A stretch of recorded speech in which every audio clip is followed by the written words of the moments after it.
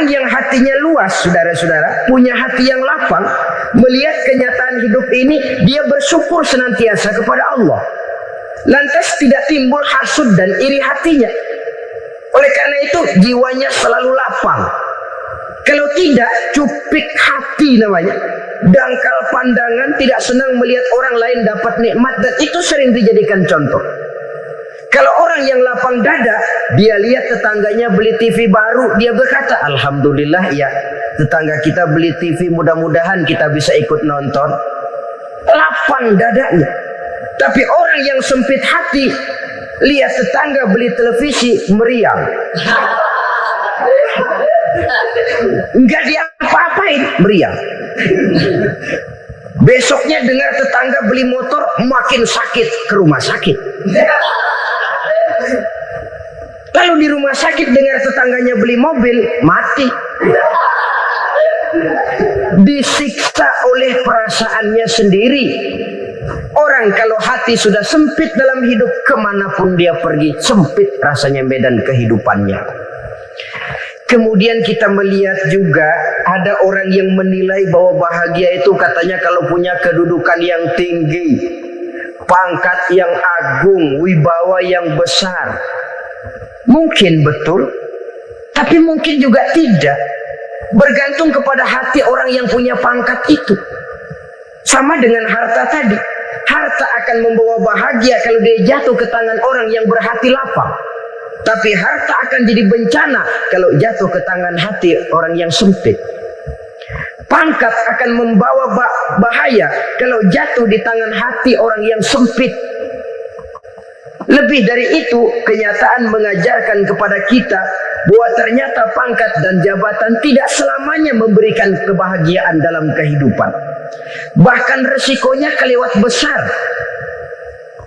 Beberapa bukti kita bisa ambil dari para pemimpin dunia yang menjadi korban lantaran pangkat dan jabatan yang disandangnya. Saudara ingat Presiden Abraham Lincoln dan John Kennedy dari Amerika dibunuh orang. Park Chung-hee dari Korea Selatan, Ziaur Rahman dari Bangladesh, Anwar Sadat dari Mesir, terakhir Indira Gandhi dari India, menjadi korban dari pangkat dan jabatan yang disandangnya dari orang-orang yang tidak senang dia memegang jabatan itu. Dia akan mudah mengundang bencana. Sehingga pantas kalau seorang presiden terkemuka Amerika, Harry Truman namanya, dia mengatakan jabatan presiden itu, kata dia, seperti orang nunggang macan, naik macan. Harus kita taiki, kalau enggak dia bakal nerekam kita, ngeri katanya. Adapun orang yang hatinya lapang, kalau dia menerima pangkat dan jabatan, dianggapnya itu satu kesempatan untuk berbuat baik. Tapi orang yang berhati sempit, menerima pangkat dan jabatan, bukan kadang-kadang menerima, malah berusaha setengah mati mencapai dengan segala cara. Kalau perlu jilat atas, jilat atas. Jadi golongan sumuhun dawu. Jadi kelompok kulon nuwun, yes sir, yang kerjanya cuma oke bos. Kalau perlu jilat atas, jilat atas. Kalau perlu injak yang bawah, injak yang bawah. Perlu sikut kiri kanan, sikut kiri kanan. Yang penting pangkat dapat, jabatan dapat. Orang yang semacam ini, kalau sudah mempunyai pangkat dan jabatan, biasanya dia tidak menganggap itu sebagai amanah, tidak menganggap sebagai kesempatan berbuat baik, tapi malah kesempatan untuk memperturutkan hawa nafsunya yang dilatar belakangi oleh kesempitan hatinya tadi. Apalagi kalau orang memperoleh pangkat karena banyak mengeluarkan uang. Seakan-akan pangkat dan jabatan itu sekarang macam proyek, pakai tender. Siapa yang berani bayar segini, naik. Nggak berani, minggir. Padahal logikanya, kalau orang mencapai satu jabatan karena banyak mengeluarkan uang, hampir bisa dipastikan bahwa setelah jabatan itu dia pegang, Langkah pertama yang akan dilakukannya ialah berusaha bagaimana uang yang dia keluarkan supaya kembali. Ya paling kurang pulang modal dulu dong. Soal mikirin rakyat soal nanti, tapi ini modal harus pulang. Itu celakanya kalau orang memperoleh pangkat dan jabatan cuma karena banyak mengeluarkan uang. Jarang orang yang mempunyai keyakinan dan pandangan bahwa pangkat dan jabatan merupakan amanah.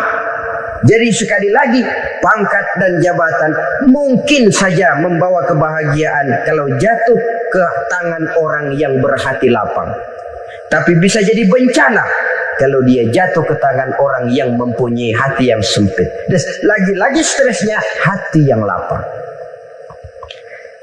Lalu sebagian orang, saudara, ada yang berpandangan katanya bahagia itu kalau jadi orang terkenal, mempunyai popularitas, menjadi idola di kalangan remaja, di kalangan orang tua, di segala lapisan masyarakat.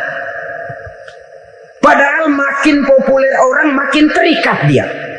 Ya kalau macam kita ini kan nggak punya nama, nggak populer, tengah malam buta mau nongkrong di warung Tegal aman. Tapi pangkat, jabatan, kedudukan, popularitas menyebabkan kita diikat dengan berbagai macam peraturan. Cuma mandi sama ke WC saja yang nggak dikawal.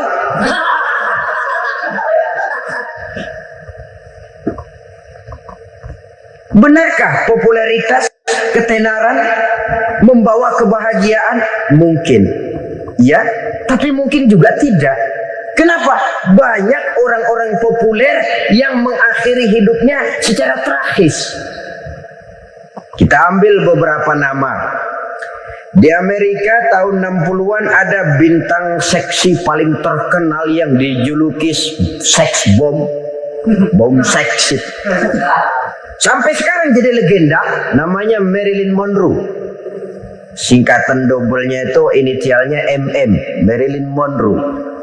Terkenal, top, sampai dia mati tahun 62. Namanya sekarang masih saja dibicarakan orang. Kenapa dia bunuh diri? Tidak punya hartakah dia? Banyak. Kurang populerkah dia? Seluruh dunia mengenalnya. Sejak rakyat kecil sampai pejabat tinggi dia punya hubungan. Kenapa? Jenuh. Dia terlahir dalam keadaan yatim. Setelah itu tidak lama dia berangkat remaja, ibunya meninggal.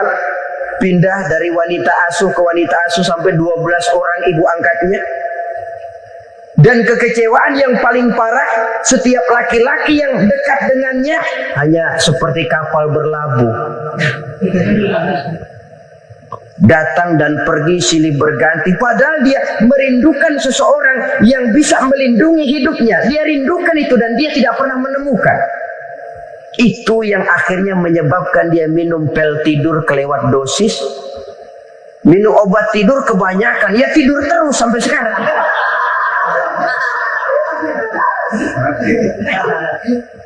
Dia mengakui, saya telah memiliki ketenaran, tapi saya tidak pernah hidup dalam ketenaran itu. Saya pandai main sandiwara, tapi saya ingin hidup dalam alam yang real sebagaimana umumnya orang. Itu yang dia rindukan. Menyusul jejak yang namanya Marilyn Monroe ini, Billie Holiday, saudara kenal tentu, di rumah sakit dirawat. Dia juga minum obat overdosis, mati lagi. Jimi Hendrix minum obat tidur overdosis kelewat batas, mati lagi. Lalu yang menghanyutkan diri di danau, Janis Joplin dan Brian Jones. Ini orang-orang populer, orang-orang terkemuka yang mengakhiri hidup secara tragis. Bukan karena tidak terkenal, mungkin karena sudah saking terkenalnya. Contoh paling belakangan, Bruce Lee.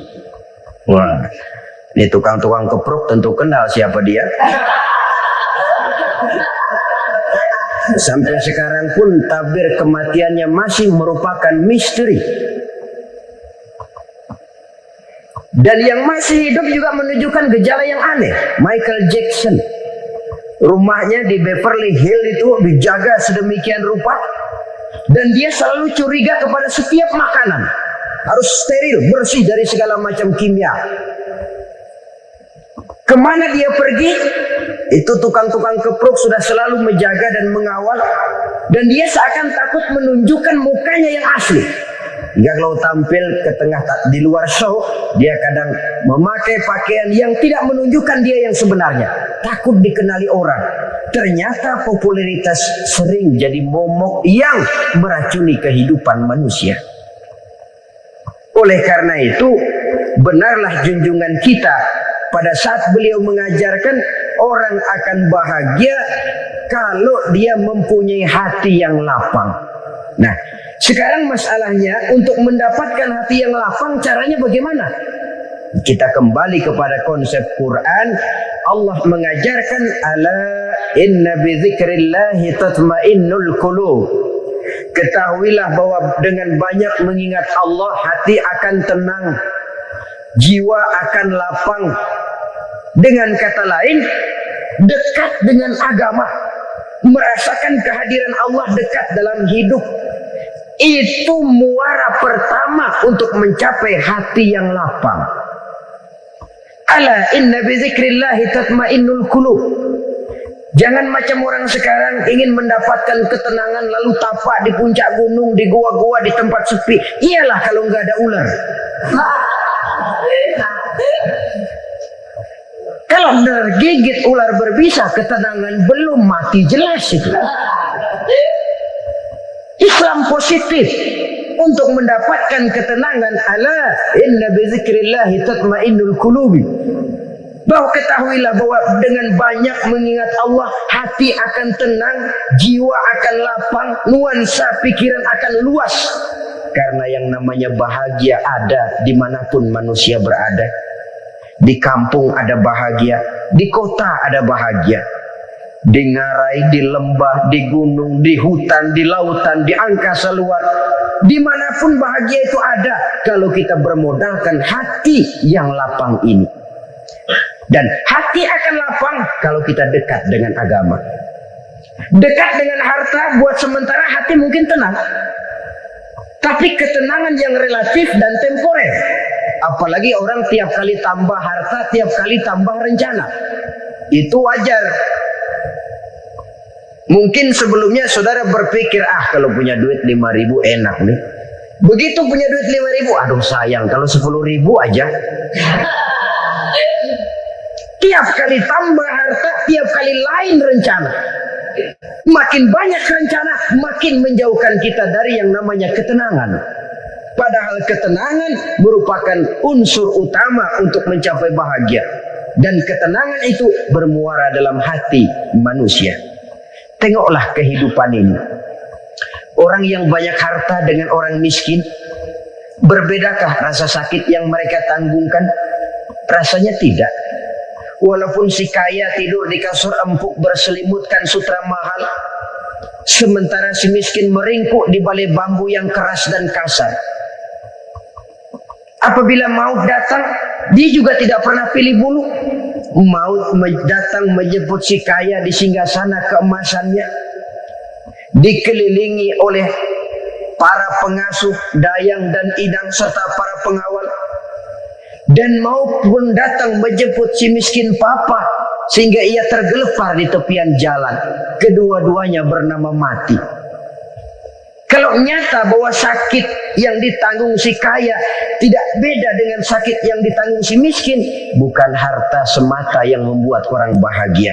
Hati yang tenang, jiwa yang lapang penuh kedamaian. Karena banyak berzikir dan mengingat Allah, itu merupakan modal utama untuk mencapai sesuatu yang bernama bahagia.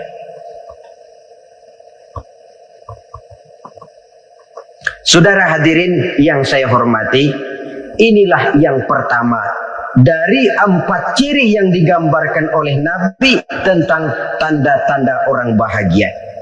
Dan harus berangkat dari yang pertama ini, hati yang lapang. Ini yang harus kita miliki lebih dahulu. Baru nanti akan menyusul kepada poin yang ketiga, kedua, dan selanjutnya. Sebab kalau hati sudah terisi dengan jiwa yang lapang, seluruh persoalan insya Allah akan bisa kita atasi dengan sebagaimana mestinya. Yang kedua sekarang, tanda orang bahagia menurut baginda Nabi, markabun syariah. Orang bahagia itu kata beliau punya kendaraan biar cepat asal lancar. Artinya kemana dia mau pergi mudah. Apa maksud hadis ini? Kalau kita kaji lebih dalam, kendaraan itu kan alat transportasi. Transportasi tidak lain adalah usaha memudahkan komunikasi. Pindah dari situ kepada teori bahwa manusia adalah zon political, makhluk bermasyarakat yang tidak bisa memenuhi kebutuhan hidupnya secara sendirian. Kita memerlukan keberadaan orang lain dalam kehidupan ini. Untuk memakai baju saja kita sudah perlukan petani yang tanam kapas, pabrik yang memintal kapas jadi benang, pabrik yang menenun benang jadi kain, sampai kepada mesin jahit, sampai kepada tukang jahit. Itu cuma untuk memakai pakaian saja. Tidak seorang pun di antara kita yang sanggup memenuhi kebutuhan hidupnya secara sendiri. Kita perlu orang lain. Maka kebebasan dalam arti mutlak, kebebasan tanpa batas, itu tidak mungkin ada dalam kehidupan. Karena kita mengadakan yang disebut interaksi sosial. Setiap kegiatan kita tentu melibatkan orang lain. Menurut kita barangkali kita bebas jalan di jalan raya semaunya. Tapi orang lain berkendaraan pun merasa bahwa ini ada juga jalan haknya. Dan begitu selanjutnya. Oleh karena itu, maksud dari kendaraan yang cepat ini adalah khulata'uhu ma'as solihin. Lingkungan pergaulannya terdiri dari orang-orang soleh. Pergaulannya luas. Kemana dia pergi ada temannya. Kesulitannya ada tempat dia cerita. Dan kesulitan kalau sudah diceritakan kepada orang lain, taruh kata orang itu tidak bisa menolong, namun menceritakannya kepada orang yang kita percayai, kan paling kurang sudah mengurangi beban jiwa, mengurangi tanggungan batin, merasa masih ada tempat kita cerita. Maka lebih baik orang awam yang mau bergaul ketimbang orang setengah alim tapi ngunci pintu. Sebab nantinya akan timbul sikap picik, cupik pandangan, dan tidak luas menghadapi kenyataan dalam kehidupan ini. Namun yang harus kita garis bawahi, pergaulan memang mesti luas. Namun jangan sekali-kali lupa bahwa pergaulan sangat besar pengaruhnya dalam ikut membentuk kepribadian manusia. Sehari-hari bisa kita bilang, kalau kita dekat sama tukang minyak wangi, sekalipun nggak dibagi minyaknya, baunya tentu dapat. Betul? Tapi dekat sama tukang elas, walaupun nggak kena apinya, asapnya mesti kena. Kalau Syauqi mengatakan lebih jelas lagi, man asyaral asrafa asa musyarrafan wa muasyiral anzali ghairu musyarrafin. Awalam taral jildal hakira muqabbalan bisagri lamma sara jildal mushaf. Siapa yang bergaul dengan orang mulia, dia bakal ikut menjadi mulia. Tapi siapa yang berteman dengan orang hina, dia tidak bakal ikut menjadi mulia. Tidakkah kau lihat, kata Syauqi, kulit kambing yang hina pun dicium orang ketika menjadi kantong Quran. Kulit kambing hina, kalau dia sendirian gak ada yang mau cium. Tapi begitu dia bergaul dengan Quran, menjadi kantong Quran, dipakein minyak wangi, ditaruh di tempat yang tinggi, mau diambil dicium dulu, dibawa dengan penuh hormat dan hati-hati. Kulit kambing yang hina lantaran berteman dengan Quran, numpang mujur. Tapi coba lihat kalau kulit kambing berteman dengan kayu, jadi beduk, habis. Zohor dikemplang, asar dipukul. Itu pun sedikit saja, cuma salah milih teman. Yang temannya Quran dihormati orang, yang temannya kayu lantaran jadi beduk, gelap-gelap subuh orang udah kemplangi.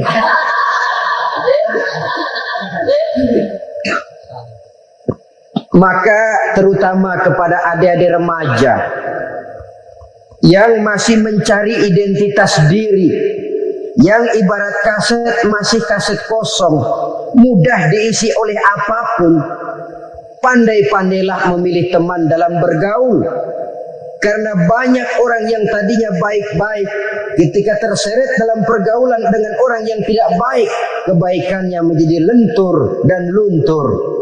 Tapi berapa banyak bajingan-bajingan tengik, orang-orang yang berlumur noda dan dosa, tiap hari melakukan maksiat, namun bergaul dengan orang yang baik-baik, pada akhirnya sedikit demi sedikit beringsut dan berangsur dia terbiasa mengikuti kebaikan-kebaikan. Saya tekankan ini kepada remaja karena mereka masih mencari identitas diri. Apa yang mereka lihat mereka mau, apa yang mereka dengar mereka ingin tahu. Coba lihat kehidupan remaja. Pulang nonton film Rambo, pengen jadi Rambo, gagah, maunya belekai melulu. Pulang nonton film Superman, pengen bisa terbang. Pulang nonton India, nyanyi melulu. Wajar, mereka masih mencari identitas diri. Saya ini sebenarnya siapa? Lingkungan, pergaulan akan membentuk itu. Karena itu pandai-pandailah bergaul karena ia sangat besar pengaruhnya dalam ikut membentuk kepribadian manusia. Apalagi sifat yang jelek lebih cepat menularnya ketimbang sifat yang baik. Sifat yang baik, watak yang soleh itu lambat sekali untuk menular. Tapi yang tidak baik, kan prosesnya mah kalau remaja biasanya mula-mula dengar. Karena dengar lalu pengen tahu. Karena pengen tahu lalu ngeliatin. Begitu ngeliatin kan pengen nyobain. Setelah nyobain ketagihan. Nah, ini prosesnya. Yang namanya ganja, morfin, narkotik awalnya kan begitu. Mula-mula dengar katanya kalau sudah fly to the sky, sudah melayang ke langit katanya, disitulah puncak kebahagiaan. Mulanya cuma dengar. Karena dengar pengen tahu. Karena pengen tahu lalu melihat, kumpul sama orang yang suka ngeganja. Setelah ngelihat, nah pengen ngerasain. Begitu ngerasain enak juga, ketagihan. Kalau sudah ketagihan jadi penyakit kronis, bisa merembet kepada yang lain. Iya, kalau orang tuanya mampu untuk beli morfin, beli ganja. Kalau tidak kan pikirannya ngayap. Jemuran siapa ya gue sahabat? Timbullah perbuatan-perbuatan negatif yang bermula dari salah pergaulan. Apalagi buat adik-adik remaja yang tinggal di kota-kota besar, yang pengaruh budaya, pengaruh kesenian, pengaruh struktur kehidupan yang nampak makin individualistis, di mana persaingan tajam, tensi ekonomi tinggi, orang mudah mengalami stres. Pandai-pandailah dalam bergaul, sekali lagi, karena ia sangat besar pengaruhnya dalam ikut membentuk kepribadian manusia. Orang bahagia punya kendaraan yang cepat, artinya punya pergaulan yang luas, dan lingkungan pergaulannya terdiri dari orang-orang yang soleh. Kemana dia pergi ada teman, kesulitannya ada tempat dia cerita. Tapi kalau sudah menyendiri, hidup sendiri, kesulitan dipikiri sendiri, bisa mati belum waktunya. Tidak ada tempat berbagi rasa, tidak ada tempat bercerita, tidak ada tempat mengurangi beban dalam kehidupan. Pantas betul kalau Islam sangat menggalakkan dan menganjurkan orang kalau sudah sampai waktunya itu untuk melangsungkan nikah. Kata Nabi, ya ma'syarus syabab man istata'a minkumul ba'at falyatazawwaj. Hai para pemuda, kalau sudah mampu memberi nafkah, kawinlah, nikahlah kamu. Kenapa? Sudah ada teman hidup, tempat berbagi rasa. Kesulitan kalau ada tempat cerita akan lebih ringan ketimbang kita telan sendiri, walaupun bobot kesulitannya sama beratnya. Saudara-saudara kaum muslimin rahimakumullah, inilah ciri yang kedua, punya kendaraan biar cepat asal lancar. Kemana kita mau pergi gampang. Dengan kata lain, setelah hati yang luas, pergaulan yang luas. 2. Yang ketiga sekarang, tanda orang bahagia itu menurut Nabi, misbahun mudhi'un, punya lampu yang terang. Oh, itu enggak problem. Sekarang sudah zamannya listrik masuk desa, Pak. Lampu sudah terang semua. Betul, kalau itu yang dimaksud. Tapi tidak cuma itu. Karena lampu yang dimaksud di sini, lampu yang akan menerangi seluruh perjalanan hidup. Dan perjalanan hidup itu sudah dimulai sejak kita terlahir ke alam ini, sampai masuk ke alam barzah, kumpul di padang mahsyar, sampai ke akhirat. Lampu yang menerangi itu yang diperlukan. Kalau lampu, katakanlah yang paling top sekarang kan lampu jenis Mercury. Taruhlah itu di rumah kita, dia cuma menerangi rumah kita. Menerangi hati pun tidak sanggup.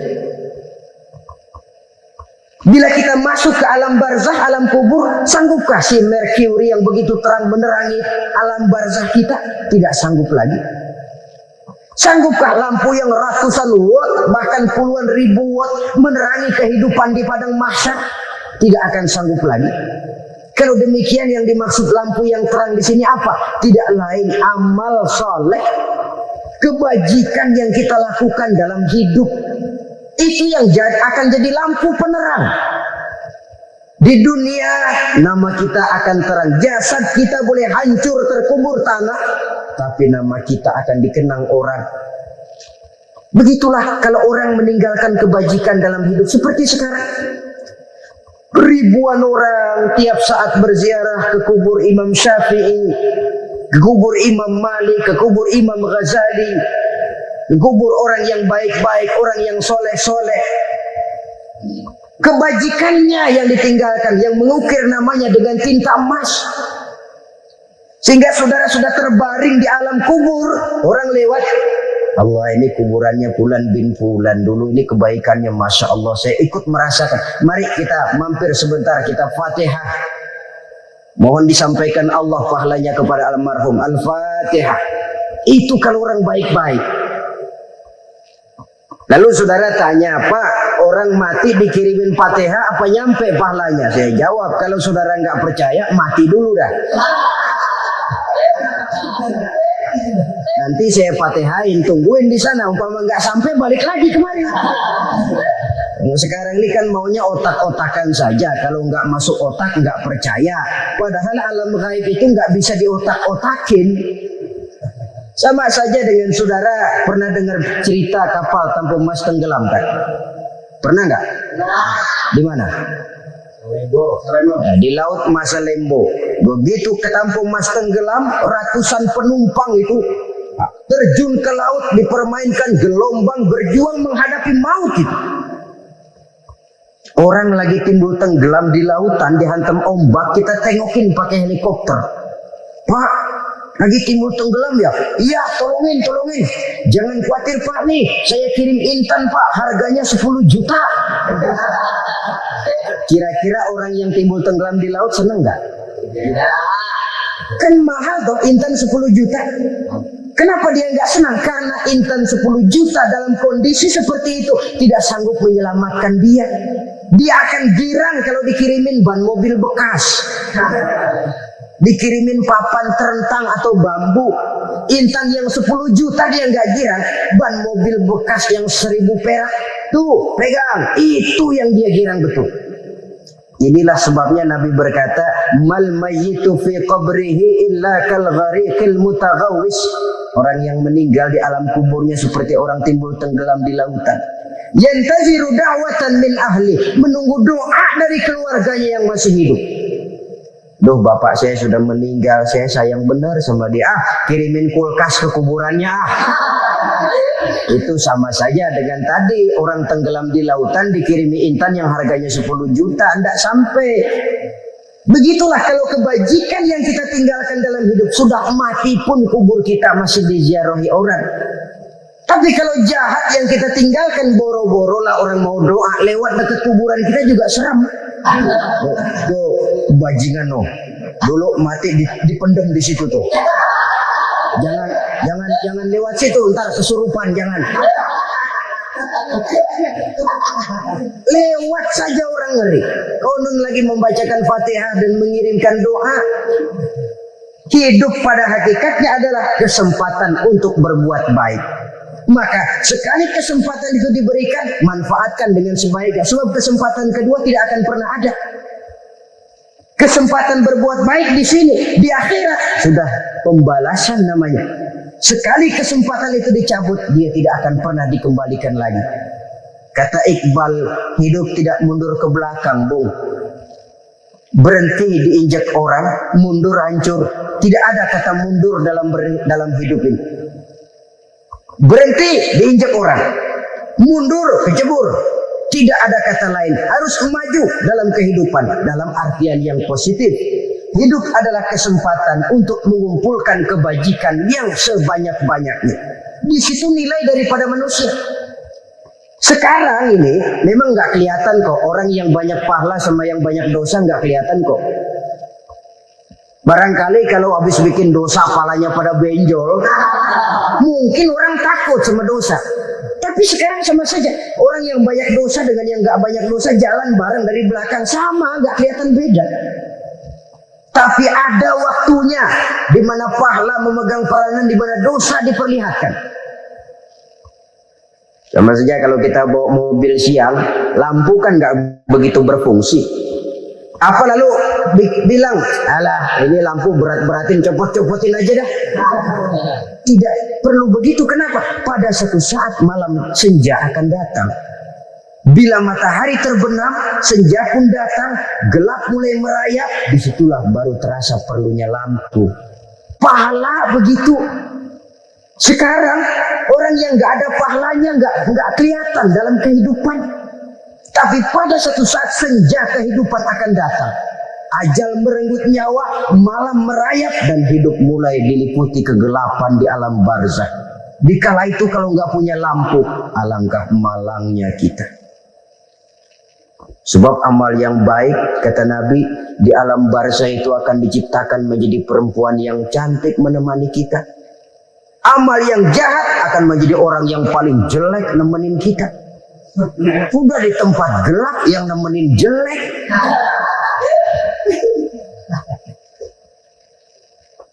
Kaum muslimin rahimakumullah. Kalau demikian masalahnya, tergantunglah kita pandai memanfaatkan waktu. Al-waktu kasayf, waktu itu cepat sekali. Yang namanya waktu itu tahu-tahu. Udah tahun 87. Tahu-tahu. Udah begitu. Tahu-tahu. Yang kemarin anak-anak, sekarang udah pada punya anak. Tahu-tahu saja itu. Begitu cepat waktu berlalu. Kalau tidaklah pandai kita memanfaatkannya, akan rugi kita. Nabi bersabda, "Man kana yaumuhu khairun min amsihi fahuwa rabih." Barang siapa yang hari ini lebih baik daripada hari kemarin, itu orang untung. Hari ini lebih baik daripada kemarin. Bulan ini lebih baik dari bulan kemarin. Tahun ini lebih baik dari tahun kemarin. Itu orang yang beruntung. Tahun kemarin sembahyangnya maghrib doang, sekarang udah tambah isya. Tahun kemarin cuma Idul Fitri aja ngancem bener. Sekarang udah tambah Jumat. Lalu tambah lagi maghrib, tambah lagi isya, dan selanjutnya. Hari ini lebih baik daripada kemarin. Itu orang yang beruntung. Wa man kana yaumuhu mislu amsihi fahuwa khasir. Lalu barang siapa yang hari ini sama saja dengan hari kemarin, itu orang rugi. Hari ini sama dengan kemarin, rugi itu. Bulan ini begitu, bulan kemarin begitu. Tahun ini begitu, tahun lalu juga begitu. Rugi itu orang. Rugi apa? Rugi umur. Umur tambah, amalan gak pernah tambah. Dan saya pikir lebih merupakan azab ketimbang nikmat kalau orang dikasih panjang umur cuma untuk numpuk dosa. Mending mana? Panjang umur banyak dosa sama pendek umur dikit dosa. Mending mana? Mending mana? Ya, paling mending tentu panjang umur banyak pahala. Tapi kalau tidak, sekali lagi, lebih merupakan azab ketimbang nikmat kalau orang diberikan panjang umur tapi cuma untuk sekedar menumpuk dosa. Kehilangan kesadaran bahwa dunia bukan terminal akhir dari satu perjalanan. Dia cuma halte di mana kita berhenti sebentar untuk menuju kepada terminal yang hakiki. Saudara-saudara kaum muslimin rahimakumullah. Inilah lampu yang akan menerangi kehidupan. Amal yang kita lakukan di dalam kehidupan. Jadi yang dimaksud dengan lampu yang terang, kebajikan yang kita kerjakan dalam hidup. Nah, setiap orang di awal tadi saya bilang ingin bahagia. Bahagia itu kan hakikatnya kumpulan senang dan selamat. Senang, selamat. Apa bedanya? Senang tapi tidak selamat, nggak bahagia. Selamat tapi nggak senang, nggak bahagia orang. Contoh, kalau orang korupsi, duitnya banyak, senang dia, tapi keselamatannya. Ada tentara baris di samping rumahnya udah bingung, padahal tentara latihan. Tentara cuma latihan, dia bingung. Senang, tapi karena keselamatannya tidak terjamin, dia tidak bahagia.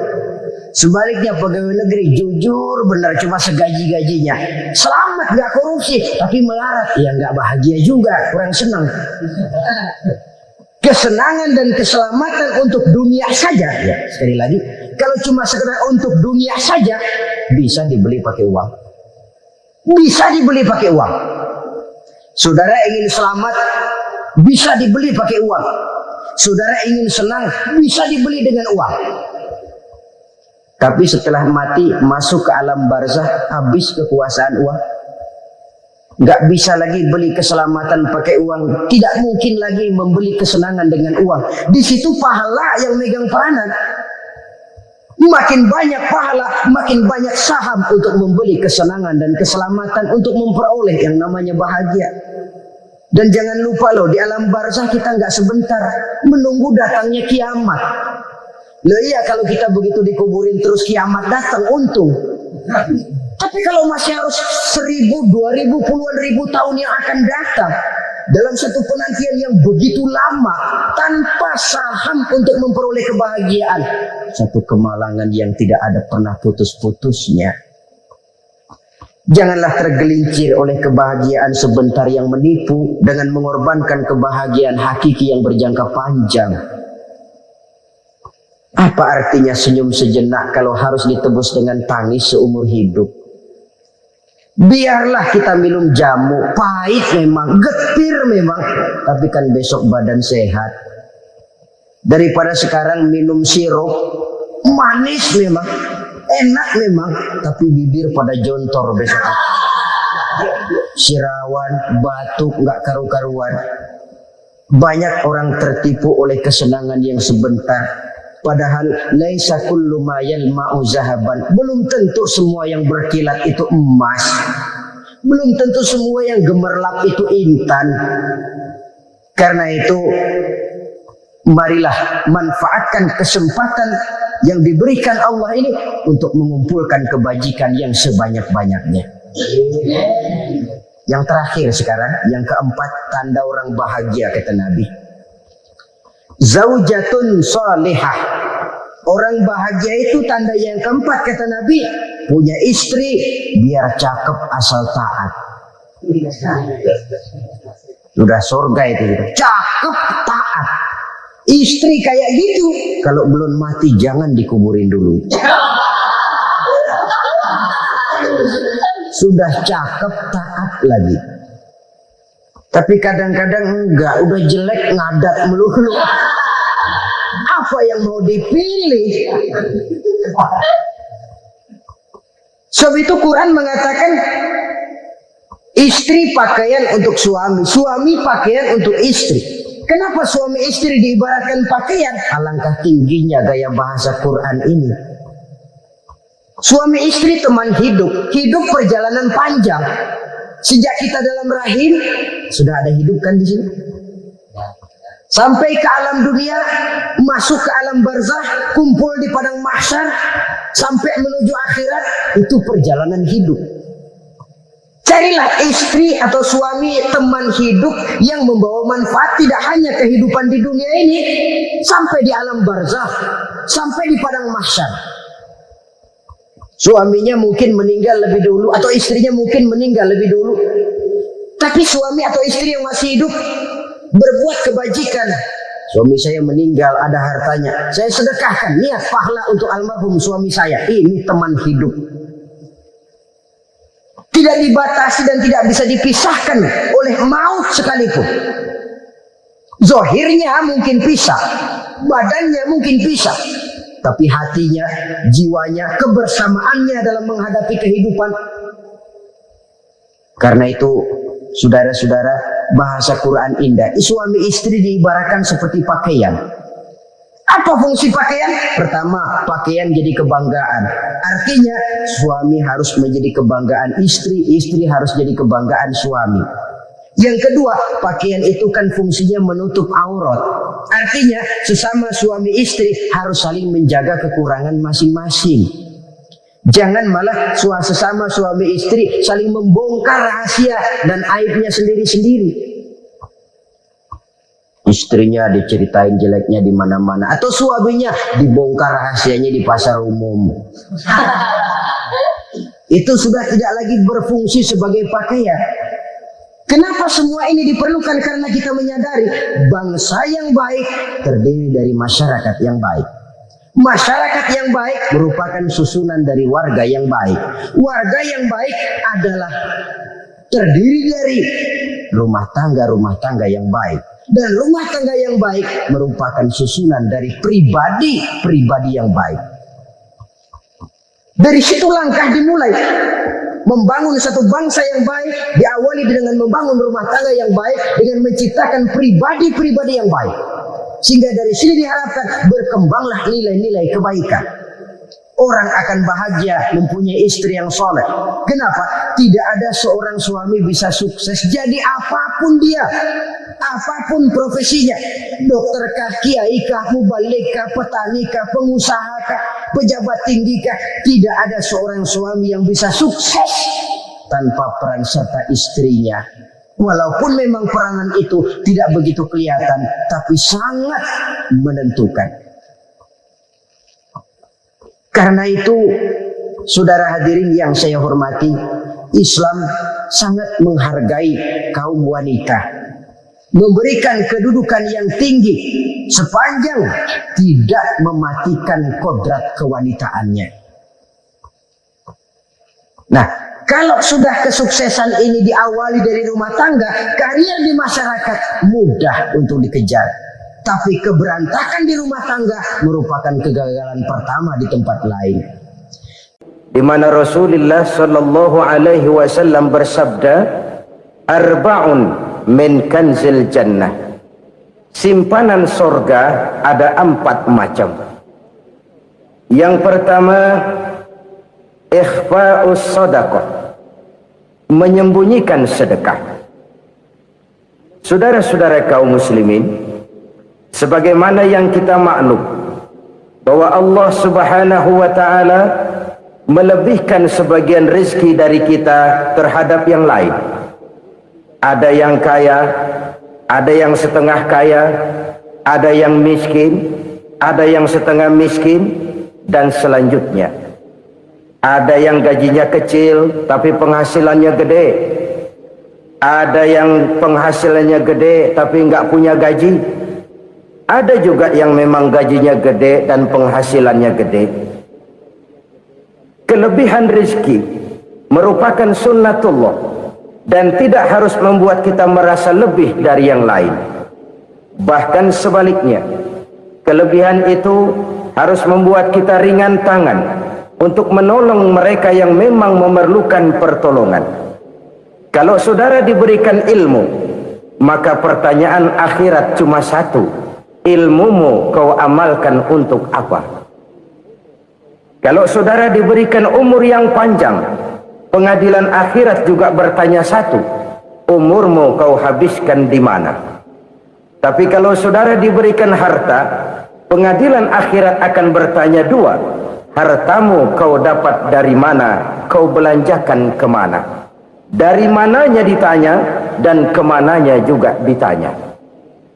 Oleh karena kita akan dimintakan pertanggungan jawab, maka amanah yang bernama harta ini harus kita gunakan dengan sebaik-baiknya.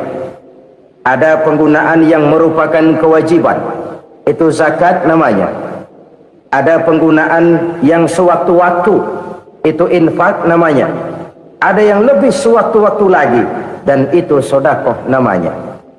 Zakat dia terikat oleh haul dan nisab, oleh putaran batas waktu dan ukuran dari harta itu sendiri. Sedangkan infak terikat oleh situasi dan kondisi perekonomian seseorang. Sedangkan sedekah tidak terikat dengan apapun. Dalam kondisi seperti apapun kita bisa melakukan sedekah dengan yang terkecil sekalipun. Sampai-sampai Rasulullah SAW mengajarkan, la tahkiranna minal ma'rufi syai'an walau an talqa akhaka biwajhin talik. Atau ada hadis, tabassumuka fi wajhi akhika laka sedekah. Senyumanmu kepada temanmu adalah sedekah.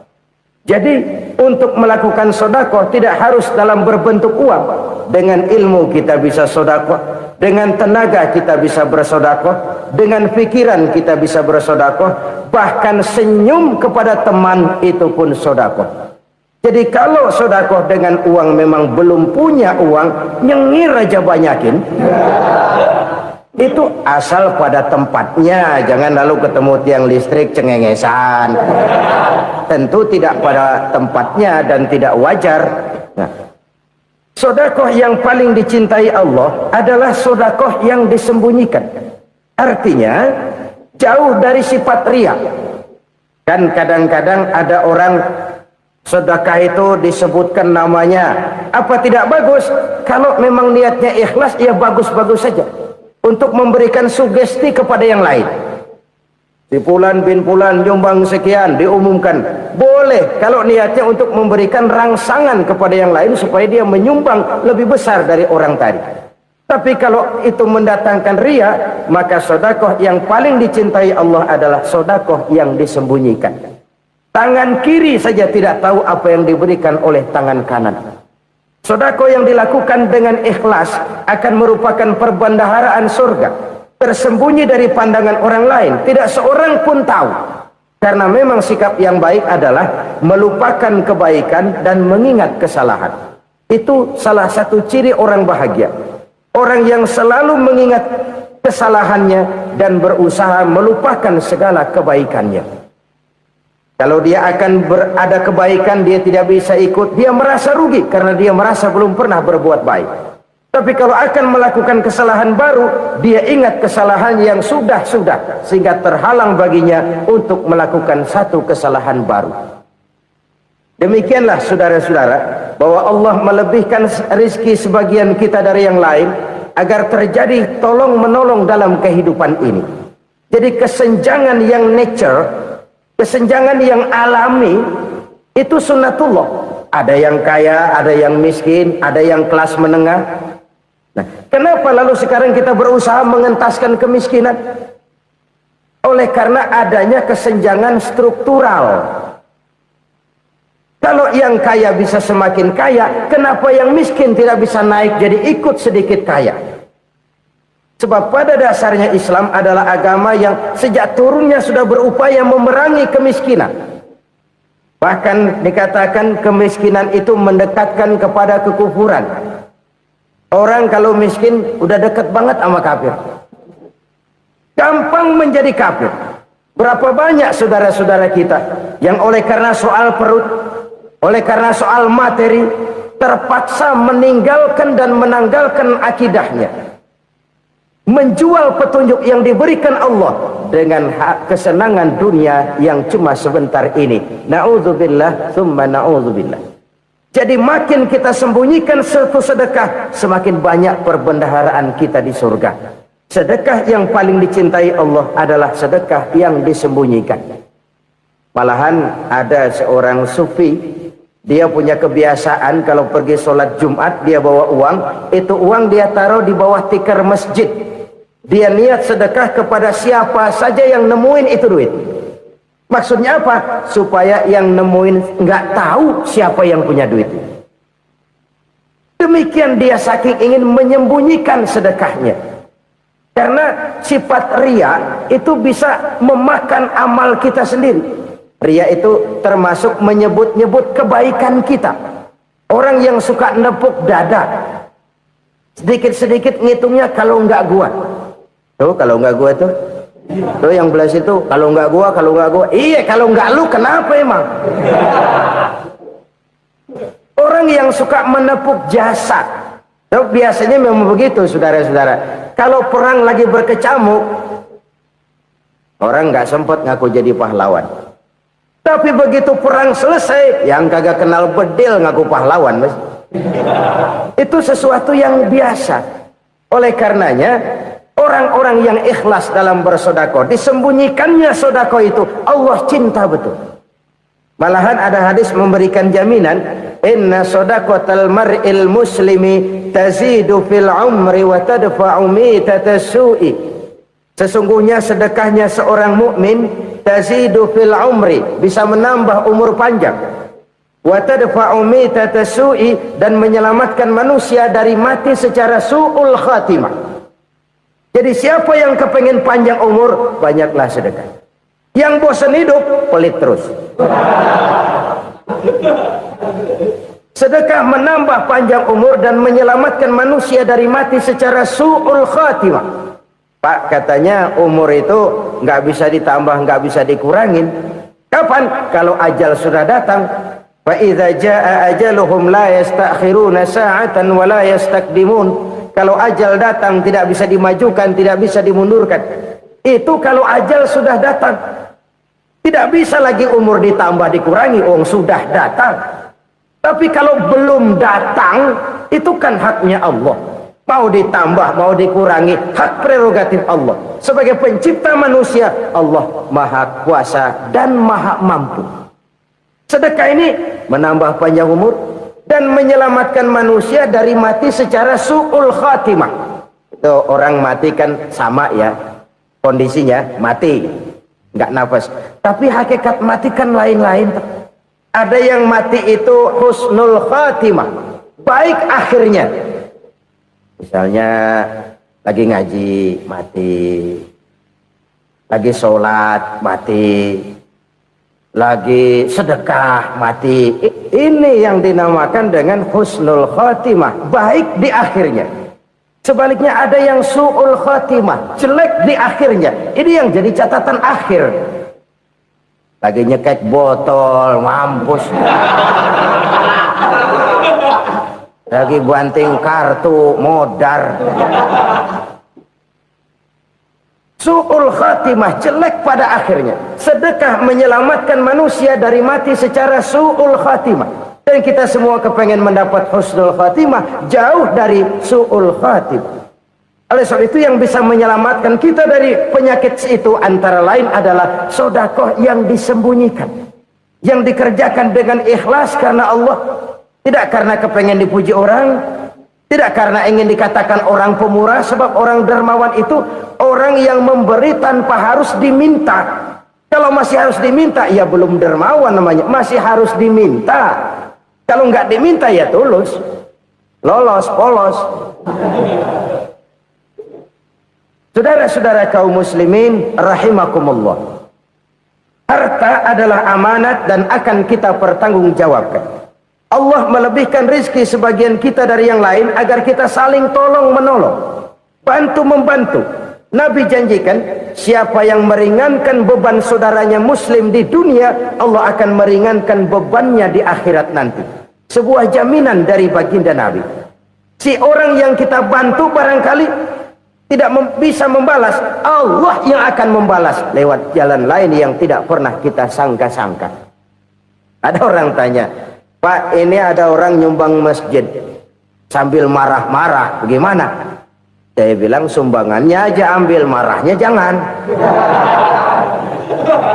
Marahnya jangan diambil, itu urusan dia. Saudara-saudara kaum muslimin rahimakumullah, umat Islam ini kan umat yang punya potensi besar. Kadang kita merenung, kenapa kadang-kadang pembangunan masjid kok lambat sekali? Kalau hotel hari ini peletakan pertama, bulan depan peresmian. Supermarket hari ini peletakan batu pertama, minggu depan peresmian. Tapi kalau sudah yang namanya masjid, kadang-kadang peletakan batu pertama sekaligus jadi batu terakhir. 3 tahun, 4 tahun, campur nebar jalak di jalanan, duit dijaring kayak ikan sepat.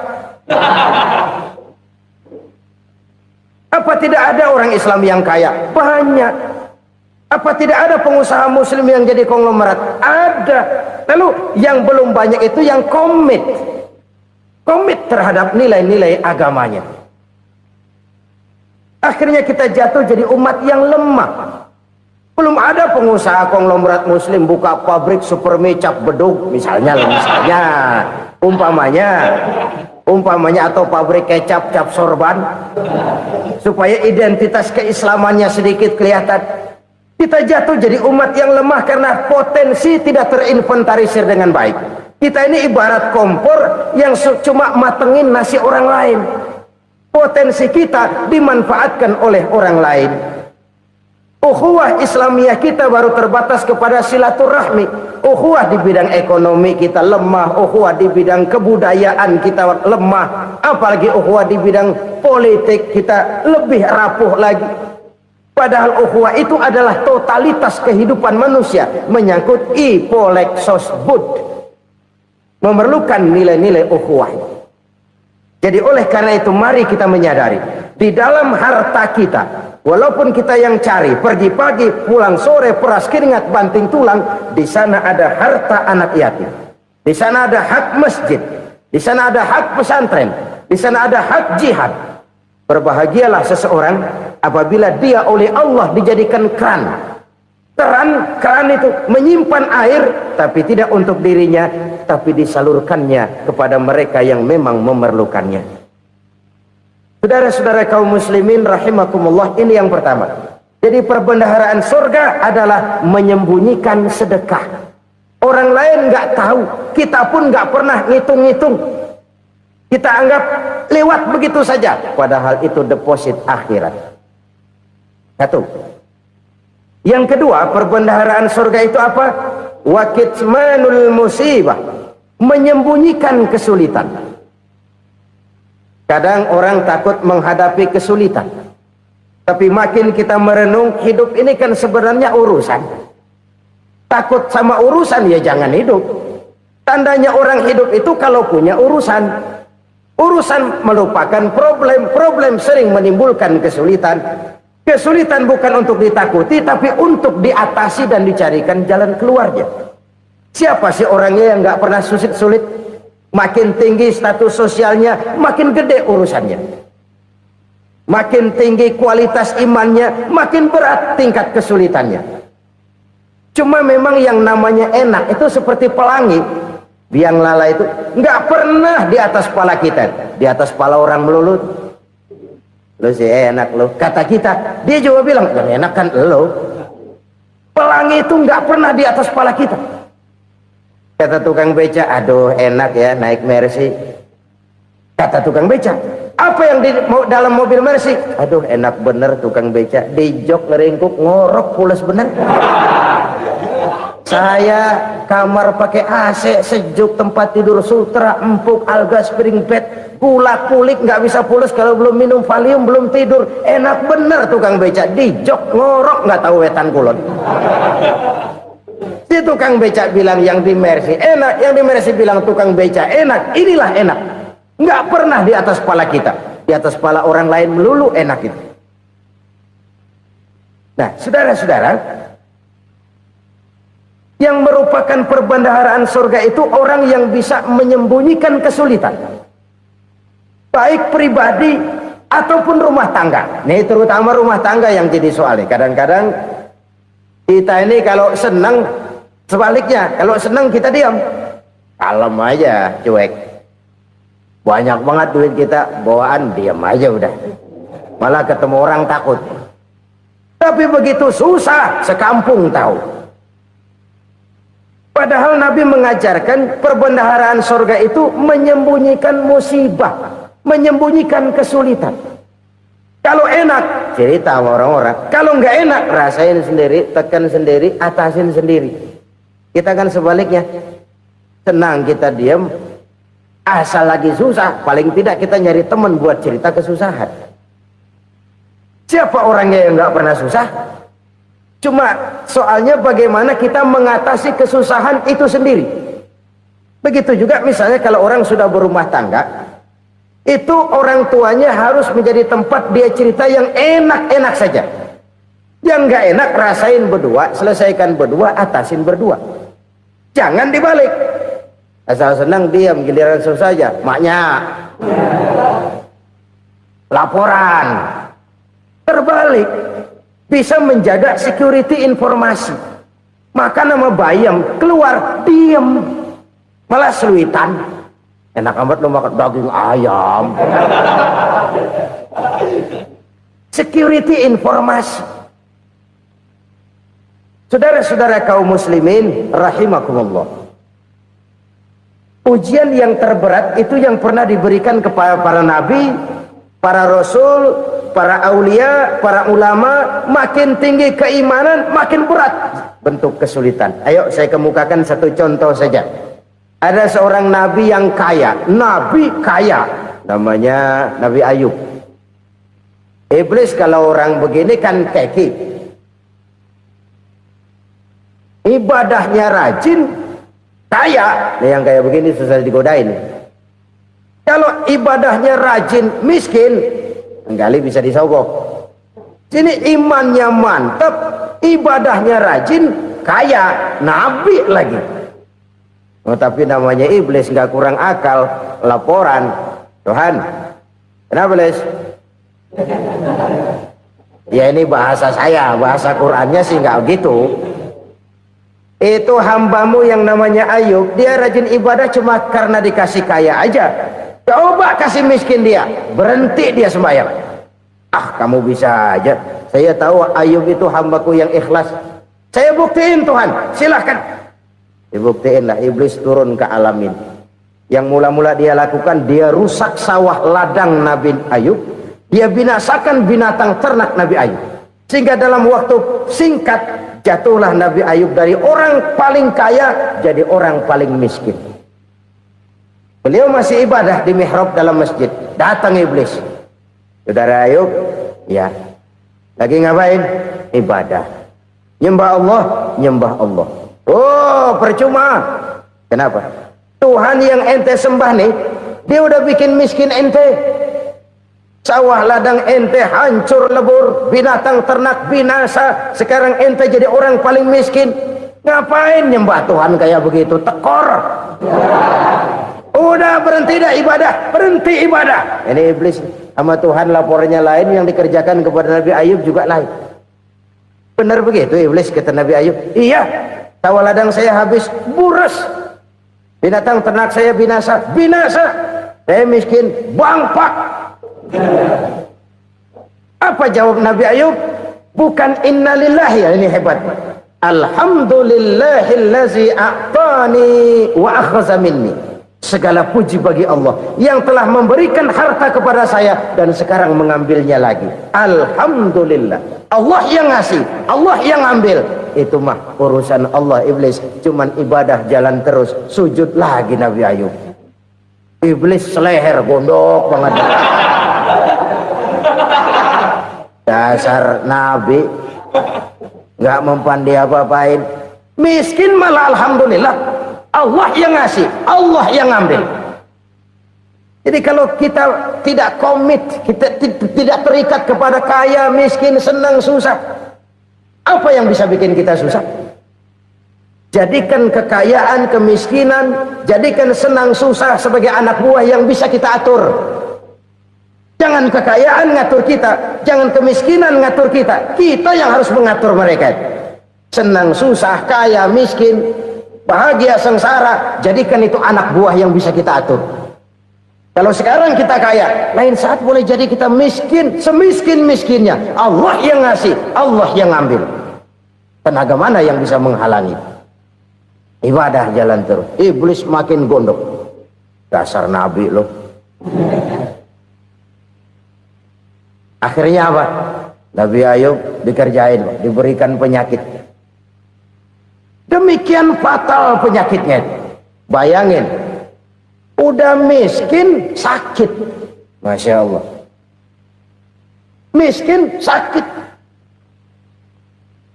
Sakitnya nggak lama, kira-kira 16 tahun. Istrinya 3, 2 mental minta ceraiin. Ngerawatin laki bengek begini. Senang belum tentu, susah udah pasti nih. Cerai aja, cerai dah. Cerai. Tinggal satu Siti Rahmah yang setia menemani beliau. Sesetia-setianya hati perempuan. Satu saat Siti Rahmah bilang, "Bang, iya, abang kan nabi bang. Lalu namanya nabi kan doanya jarang meleset bang. Maksud kamu minta kenapa sih sama Tuhan biar abang sembuh baik dah bang?" Siti Rahmah, iya. Saya sakit berapa tahun sih dah? 16 tahun bang. Sebelum ini saya sehat berapa tahun? Ya kira-kira 60 tahun bang. Nah coba ente banding-bandingin Rahmah. Saya dikasih sehat 60 tahun. Dikasih sakit 16 tahun. Sudah nggak sabar mau doa kepada Allah minta sembuh. Saya malu kepada Allah. Diuji dengan yang luar biasa seperti ini, tidak mengganggu stabilitas kehambaannya. Dia tetap menghamba kepada Allah Subhanahu wa ta'ala. Saudara-saudara kaum muslimin rahimakumullah. Kunci menghadapi kesulitan itu apa? Allah jelaskan dalam satu ayat, wa basyiris sabirin alladzina iza asabathum musibah qalu inna lillahi wa inna ilaihi raji'un. Gembirakan orang-orang yang sabar. Siapa mereka itu? Yang apabila mendapat musibah mereka kembali kepada keyakinan dasar segalanya dari Allah dan segalanya akan kembali kepada Allah. Ini konsepsi dasar dari sikap muslim dalam menghadapi berbagai kesulitan. Segalanya dari Allah, segalanya akan kembali kepada Allah. Kalau ini sudah kondisi dasarnya, maka kita akan lapang menghadapi kenyataan bagaimanapun pahitnya. Apakah itu namanya miskin, apakah itu namanya sakit, bahkan maut sekalipun. Maut sekalipun. Segalanya dari Allah, segalanya akan kembali kepada Allah. Ini sikap hidup, bukan sekedar ucapan. Kita kadang-kadang menjadikannya sebagai ucapan. Mulutnya sehingga berhenti, innalillahi wa inna ilaihi raji'un, tapi nangisnya terus gerung-gerungan. Bukan itu, ini kesadaran moral. Kalau segalanya dari Allah, segalanya kembali kepada Allah, kan sebenarnya cuma nunggu giliran. Hari ini saya nyembayangin dia, entah hari apa saya disembayangin orang. Hari ini saya antar dia ke kubur, entah hari apa orang nganterin saya ke kubur. Hari ini saya tahlilkan dia, entah nanti kapan orang tahlilkan saya. Segalanya dari Allah, segalanya akan kembali juga kepada Allah. Oleh sebab itu saudara-saudara, kesulitan bukan untuk ditakuti. Kesulitan justru untuk diatasi, dicarikan jalan keluarnya. Dan tidak ada orang yang tidak pernah mendapat kesulitan. Tidak ada. Semakin tinggi status sosial, semakin tinggi kualitas keimanan, semakin besar juga tingkat kesulitan. Hanya saja bagaimana cara kita mengatasinya. Dan Al-Quran menyatakan, inna ma'al usri yusra. Di balik kesulitan itu pasti ada kemudahan. Roda itu berputar. Karena itu Rasulullah sallallahu alaihi wasallam mengingatkan kepada kita, ta'arraf ilallahi firraha ya'rifka fisyiddah. Ingatlah kepada Allah di waktu kamu senang, supaya Allah ingat kepada kamu di waktu kamu susah. Kalau waktu senang kita ingat kepada Allah, kita susah, Allah tidak akan meninggalkan kita. Tapi kalau waktu senang kita jauh dari Allah, sujud tidak sempat, dengan masjid jauh, ketika senang kita lupakan Allah. Nanti begitu kita susah, Allah lupakan kita. Dan itu menyakitkan. Oleh karena itu orang-orang tua kita dulu bilang, kalau lagi sehat ingat-ingat lu bakal sakit nanti. Kalau lagi kaya ingat-ingat satu saat kita bakal jatuh miskin. Bahkan kalau lagi muda ingat-ingat kita bakal tua. Dan yang terpenting, kalau lagi hidup ingat-ingat kita bakal mati. Saudara-saudara kaum muslimin rahimakumullah. Jadi yang kedua yang merupakan perbendaharaan surga, menyembunyikan musibah. Saudara-saudara kaum muslimin rahimakumullah. Hal ketiga yang merupakan perbendaharaan surga adalah wasilaturrahmi. Orang yang suka bersilaturahmi. Sebagaimana yang kita maklum bahwa manusia adalah makhluk yang disebut zon politika. Makhluk sosial yang tidak mungkin hidup sendiri-sendiri. Betapa dan siapapun kita memerlukan orang lain. Bodoh betul manusia kalau tinggal di tengah masyarakat tapi tidak mau bermasyarakat. Merasa hebat sendiri, pinter sendiri, gagah sendiri, kaya sendiri. Mungkin kalau mati juga ngubur sendiri. Jangankan kita di sini, di sorga saja Nabi Adam waktu sendirian bengong melulu, mondar mandir. Allah tegur dam sepi dam. Ya ini kalau bahasa saya. Iya Tuhan, sepi ini nggak ada coret-corekan pisan ini. Diciptakan Siti Hawa baru anteng Nabi Adam. Itu di sorga. Cobalah. Umpamanya saudara tinggal di Jakarta nih. Kayak bener. Apaan aja di Jakarta punya saudara dah. Jembatan Semanggi ambil. Monas buntel bawa pulang. Hotel-hotel ambil semua. Cuman tinggal di Jakarta sendirian. Apa enaknya? Betapa dan siapapun kita perlu orang lain. Tidak ada seorang pun yang bisa memenuhi kebutuhan hidupnya secara sendiri-sendiri. Nah, Islam telah menyelamatkan manusia dari ras diskriminasi. Mengikat manusia dengan persaudaraan yang berlandaskan kepada akidah. Karena itu dianjurkan bersilaturahmi.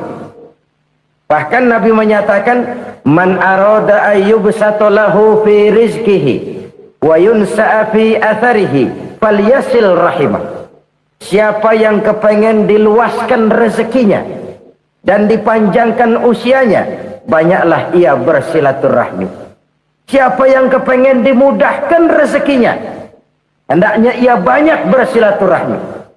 Kalau banyak teman, kesulitan kan paling tidak ada tempat cerita. Udah susah, sendirian kita pikirin diri, nggak ada tempat tukar pikiran. Cepet banget sama bengek. Dilawan sendiri. Nah, secara makro kita bisa berkata, tidak mungkin ada kemenangan kalau tidak ada kekuatan. Tidak ada kekuatan kalau tidak ada kesatuan dan persatuan. Tidak mungkin ada kesatuan dan persatuan tanpa semangat silaturahmi. Kalau umat Islam mau menang, dia harus kuat. Kalau umat Islam mau kuat, dia harus bersatu. Kalau umat Islam mau bersatu, dia harus membudayakan silaturahmi ini.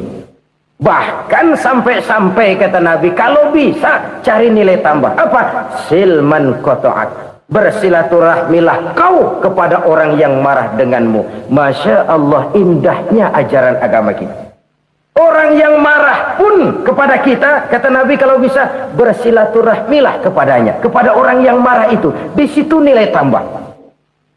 Cuman jujur nih hadis, ngucapinnya gampang, ngamalinnya yang berat banget. Orang marah sama kita disuruh silaturahmi, ada apa malu? Lu marah, ada gua marahan lagi. Tunggu pikirin. Saudara-saudara kaum muslimin rahimakumullah. Tapi ini yang diajarkan, bahkan ini yang dicontohkan oleh baginda Rasul. Bagaimana begitu mudah, misalnya satu saat Abu Jahal ini ngatur strategi bagaimana bikin Muhammad celaka. Dia gali lubang di depan tempat tidurnya. Dia tutupin daun korma. Terus dia panggil seseorang, ke sini.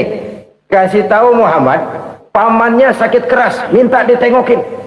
Berangkat orang ini ke sana. Muhammad, labbaik. Pamanmu sakit keras, dia minta ditengokin. Baik, saya akan datang menjenguk beliau. Berangkatlah Nabi ke rumah Abu Jahal tanpa prasangka apapun. Abu Jahal udah pasang setil, selimut 3 rangkap setengah dipakai, persis kayak orang meriang. Tapi sembari ngintip dari balik selimut, Begitu Muhammad buka pintu, nah masuk perangkap nih. Muhammad jalan menuju tempat pembaringan. Makin lama makin dekat, makin lama makin dekat, makin dekat ke lubang yang dipasang oleh Abu Jahal itu. Dalam hati Abu Jahal, terus dah jatuh, mampus dah lo ini. Mampus lo hari ini nih. Apa yang terjadi? Malaikat Jibril datang. Muhammad, pamanmu cuma pura-pura sakit. Di depan tempat tidurnya ada lubang perangkap supaya kamu jatuh ke situ. Sudah, kamu pulang. Balik kanan Nabi. Sudah hampir jatuh ke lubang, balik kanan, pulang. Bayangin kecewanya Abu Jahal. Muhammad dikit lagi, Muhammad dikit lagi. Enggak paman, saya pulang aja. Emosi bangun dari tempat tidur, enggak sadar kalau lagi pura-pura sakit. Lompat ngejar Nabi, dia lupa dengan lubang yang dia gali. Usrak, nyemplung sendiri ke dalam lubang.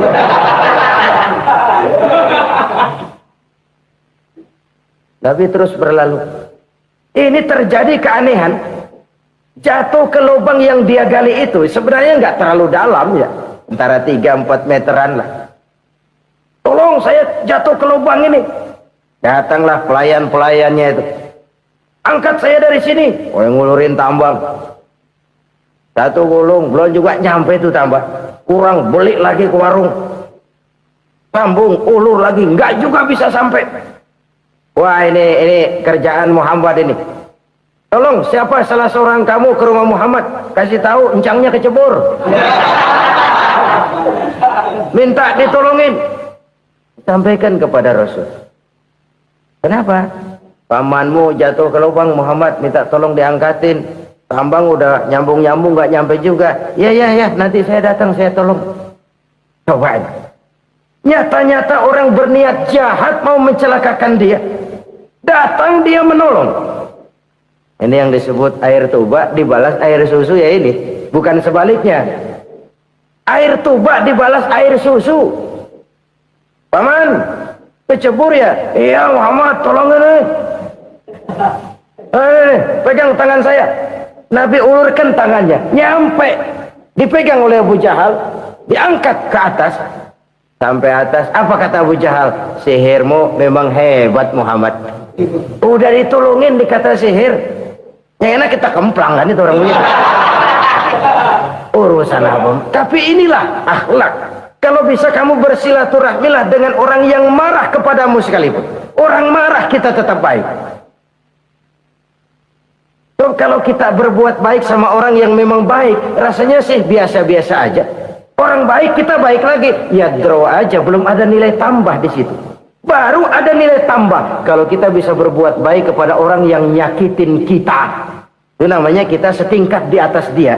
Dia sakitin kita, kita berbuat baik sama dia. Dia pelit sama kita, kita baik sama dia. Dia marahin kita, kita deketin dia. Di situ kita punya nilai tambah.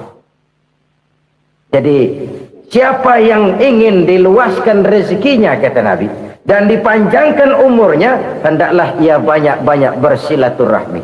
Sederhana sebenarnya silaturahmi, tapi silaturahmi membangkitkan semangat kesatuan dan persatuan.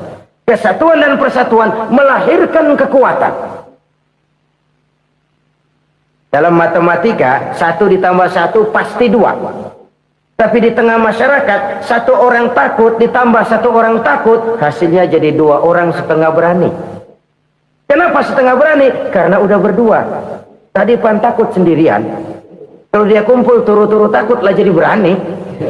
Kita yang lemah, kita yang tidak berdaya, kita yang miskin, kalau mau kompak bersatu, apa yang nggak bisa kita kerjain?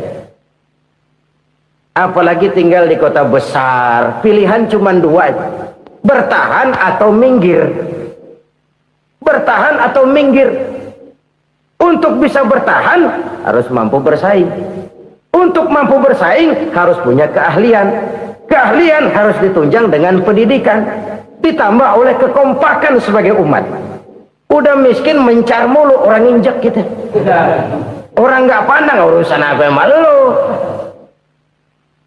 Oleh karena itu silaturahmi pada hakikatnya merupakan ruh dari ukhuwah yang diajarkan oleh agama kita. Bagaimana Islam menyelamatkan masyarakat manusia dari ras diskriminasi, mengikat manusia, dan tidak ada persaudaraan yang lebih indah selain persaudaraan yang diikat dengan nilai-nilai akidah. Sepanjang orang di jalan Allah, itulah saudara kita. Keluar dia dari jalan Allah, selesailah persaudaraan sampai di situ. Karena itu, kalau ingin menyimpan sesuatu di surga, banyaklah bersilaturahmi. Datang ke rumah ini, datang ke rumah itu, dan lain sebagainya. Itu simpanan kita di akhirat nanti. Ini yang ketiga. Saudara-saudara, yang keempat, perbendaharaan surga itu apa? Wa qawlu la hawla wa la quwwata illa billah. Ucapan la hawla wa la quwwata illa billah. Ibadah kan ada yang berat, modalnya besar. Bangun masjid berat, modalnya besar. Bangun rumah sakit berat, modalnya besar. Ada ibadah yang berat tapi modalnya ringan. Misalnya puasa. Puasa itu berat, mengendalikan nafsu. Kalau sekedar nggak makan nggak minum sih enteng, mengendalikan nafsu itu jihad terbesar. Tapi kan modalnya ringan, cuma niat saja. Ini ibadah berat, modalnya ringan. Ada ibadah yang ringan, modalnya juga enteng. Seperti termasuk ucapan la haula wa la quwwata illa billah. Tanpa sadar, la haula wa la quwwata illa billah. Nyelengin tuh di surga. Nyelengin, kita nggak terasa. Nyelengin simpenan akhirat. La haula wa la quwwata illa billah. Nyimpan lagi. Kaget, la haula wa la quwwata illa billah. Nyimpan lagi. Banyak simpenan. Walaupun sebenarnya yang dimaksud di sini adalah kesadaran batin. Bahwa tidak ada daya dan kekuatan kecuali Allah. Itu intinya. Kita memulai pekerjaan disunahkan baca bismillah, kan begitu? Apa itu? Kesadaran moral. Bahwa ini saya bisa kerjakan. Saya kerjakan ini dengan menyebut nama Allah. Kenapa? Kalau Allah tidak memberikan daya dan kekuatan, mana mampu saya kerjakan ini. Maka saya kerjakan ini dengan menyebut nama Allah. Bismillah. Kesadaran moral. Manusia hanya wajib berusaha, tapi nggak pernah wajib berhasil. Banyak hal-hal yang kalau kita renungkan secara rasio nggak mungkin, tapi jadi kenyataan. La haula wa la quwwata illa billah. Tidak ada daya dan kekuatan kecuali bagi Allah semata-mata. Kesadaran moral akan kelemahan dan keterbatasan makhluk bernama manusia.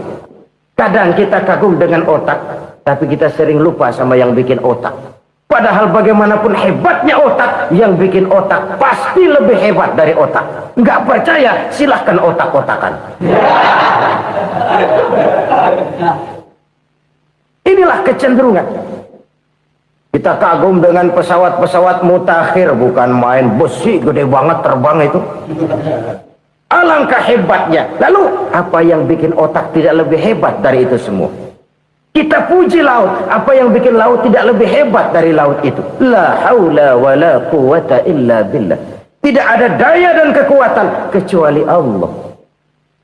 Apa yang bisa kita lakukan kalau tidak karena daya dan kemampuan yang diberikan oleh Allah kepada kita?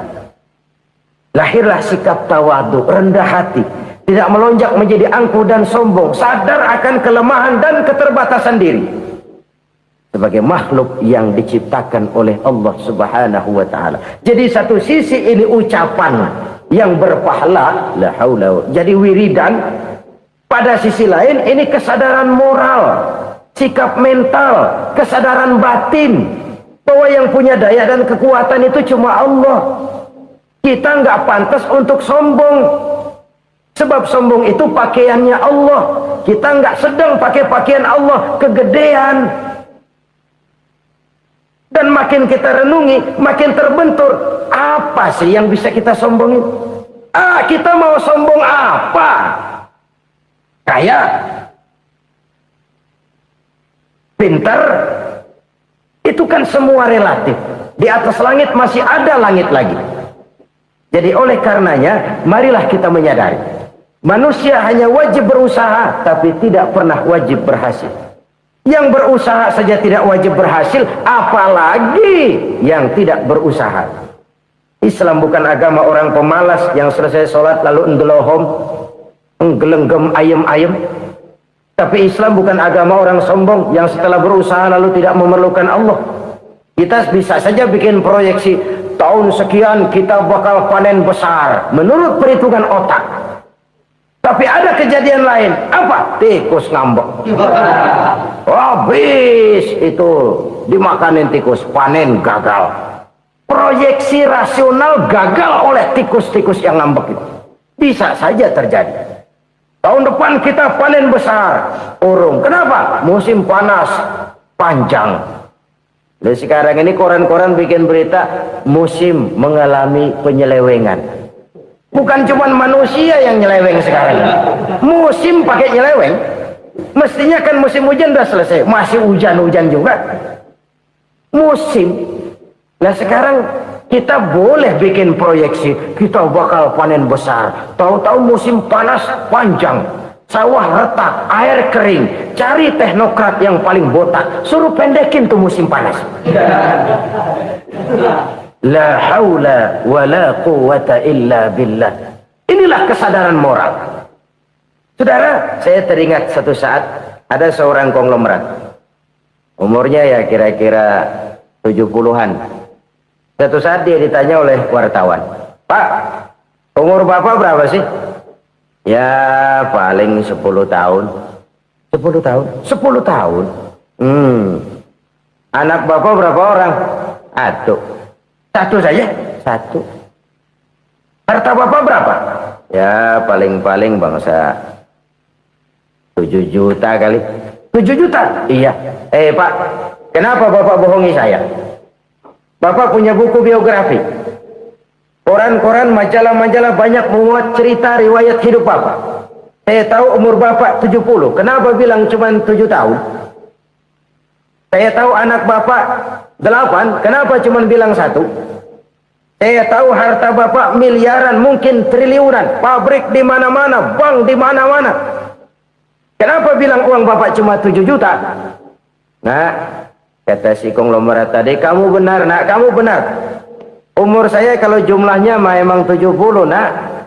Cuman ingat-ingat saya, baru 7 tahun terakhir ini saya sujud. Baru 7 tahun terakhir ini saya berusaha dekat dengan Allah. Saya laksanakan perintahnya, saya jauhi larangannya. 7 tahun inilah rasanya yang ada nilainya di hadapan Allah. Yang 63 tahun matong, kelabu, kelem umur gue. Habis untuk maksiat, untuk munkarat. Maka ketika ditanya tadi, umur saya 7 tahun itu. Oh begitu Pak. Oh iya. Lalu anak Pak, anak Bapak kan 8. Kenapa bilang cuma 1? Nah, kalau jumlah hitungannya memang anak saya 8. Tapi dari 8 orang ini rasanya cuma 1 nih yang bakal jadi buah hati, belahan jantung, pelanjut cerita, penerus sejarah, bakal jadi anak soleh yang akan mendoakan saya. Cuma 1 rasanya anak saya ini yang bakal jadi buah hati saya, besar-besaran saya, yang akan mendoakan di kubur saya, yang akan mendoakan di akhirat saya. Yang 7 orang mana? Masya Allah, yang satu tenggeng, yang satu nyekek botol mulu, yang satu nggak karu-karuan. Makanya saya bilang 1 anak saya yang akan bisa mendoakan saya. Oh begitu Pak. Iya. Nah harta Pak, harta Bapak kan triliunan. Pabrik Bapak di mana-mana. Uang Bapak hampir di tiap bank-bank besar. Kenapa bilang cuma 7 juta? Betul kau nak. Harta saya kalau jumlahnya memang miliaran, triliunan mungkin. Tapi yang saya ingat baru 7 juta tuh yang saya belanjakan di jalan Allah.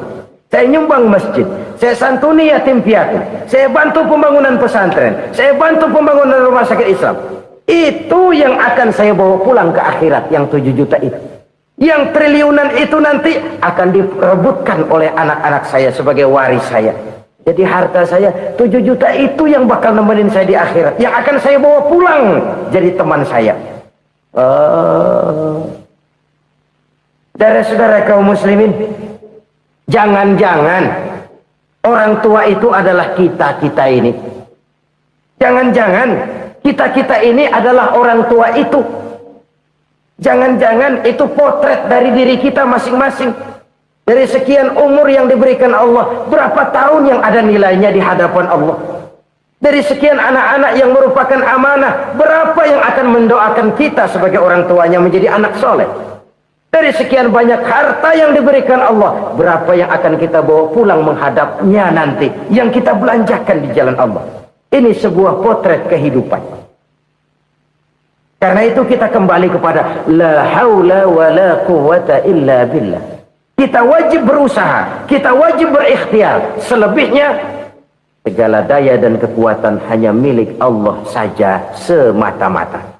Satu kesadaran batin dari setiap pribadi muslim.